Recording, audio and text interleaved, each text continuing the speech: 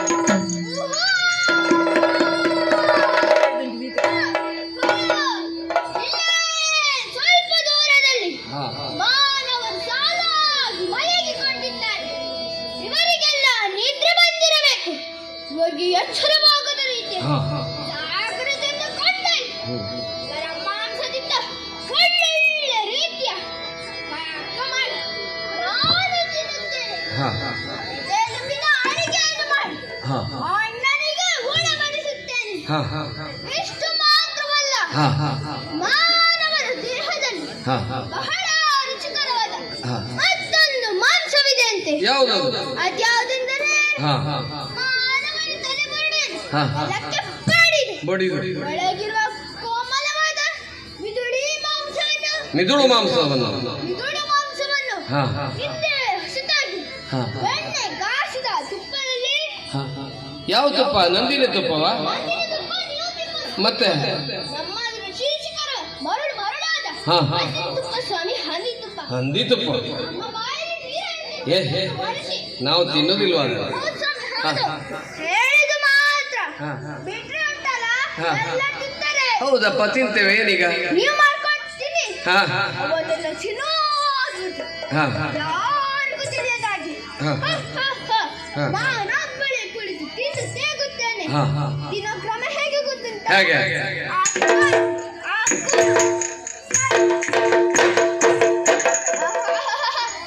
ಎಷ್ಟು ರುಚಿಕರವಾಗಿದೆ. ಇದೆಲ್ಲ ಅವರು ಸಿಕ್ಕಿದ ಮೇಲೆ ಮಾಡುವ ಕೆಲಸ. ಈಗ ಅವರ ಸಮೀಪಕ್ಕೆ ಹೋಗಿದ್ದೇನೆ. ಏನು ತಮುದಾಟಿ ಈಡೆ ತಾನು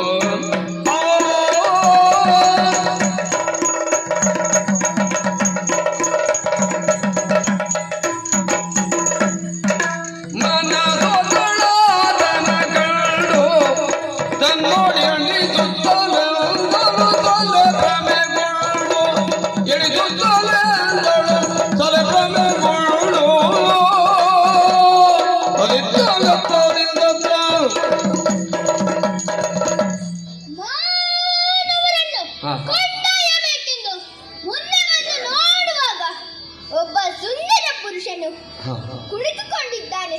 ಅವನ ರೂಪ ಲಾವಣ್ಯಗಳನ್ನು ನೋಡುವಾಗ ನನ್ನ ಮನಸ್ಸೆಲ್ಲ ಪಲ್ಲಟವಾಗಿ ಹೋಯಿತಲ್ಲ. ನನ್ನ ಮನಸ್ಸೆಲ್ಲ ಇವನ ಮೇಲೆ ಸೂರ್ಯ ಈ ಪುರುಷನು ಎಷ್ಟು ಚಂದನಪ್ಪ, ಚಂದ. ನಿಂತಲ್ಲಿ ನಿಲ್ಲುಕಾಗ್ತಾ ಇಲ್ಲ ನನಗೆ ಸ್ವಾಮಿ. ಅಲ್ಲಿ ಸ್ವಲ್ಪ ಕೂತ್ಕೊಳ್ಳಿ. ನೀವು ಕೂತ್ಕೊಳ್ಳಿ, ನನಗೆ ಕೂತ್ಕೊಳ್ಳಿಕ್ಕಾಗುವುದಿಲ್ಲ. ಹಾಗಾದ್ರೆ ಜಾಗ ಒಳ್ಳೆದುಂಟು, ಅಲ್ಲೇ ಮಲಗಿ.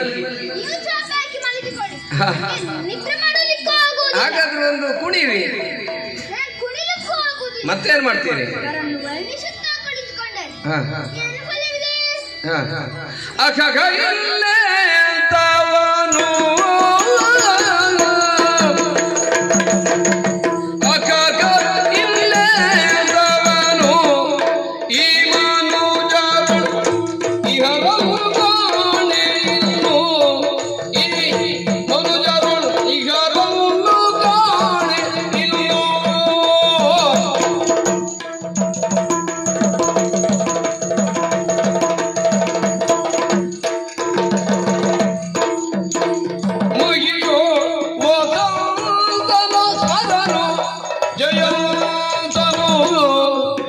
ಮಹಿಯೋಳ್ ವಸಂತನು ಮರನು ಜಯಂತನು ಬಹುರೂಪವಂತ ಆಗಿಯನು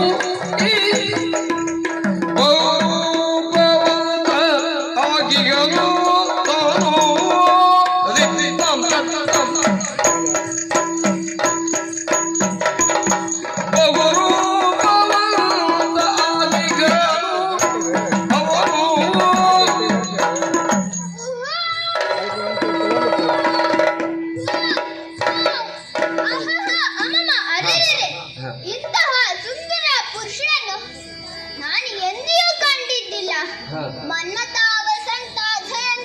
ಹಾ. ಬಹಳ ಕುಮಾರರು ಬಹಳ ಚಂದದ ಪುರುಷರಂತೆ. ಹೌದಾ? ಅವರನ್ನೆಲ್ಲ ಇವರ ಪಾಲಿಗೆ ಕೊಟ್ಟಬೇಕು. ಹಾ.